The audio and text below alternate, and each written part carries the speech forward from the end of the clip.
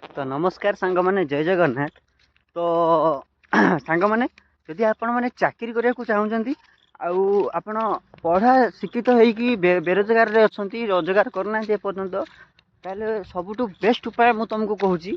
तो शुणु जदि आपण पाखे आपणकर निजर बिल अच्छी जदि आपण पाखे आपणकर निजर बिल अच्छी तार दरकार नहीं भाई कौटी जाकि खटार कौन अच्छी जो जो तुमको बस गेरे गेरे हो से ऑफिस एचआर तुमको गेरे गेरे गेरे गेरे हो हाँ। तो सबुठु सहज उपाय कौन ना निज बिल निजे चाकरी कर जमी मो भाया देख सका 9टार हाले जुलिकी उठिली हाँ 9:30 कॉफी पीली तापर 10टार ब्रश कर 10:30 खाई 11टा बेल मु बिल को बाहर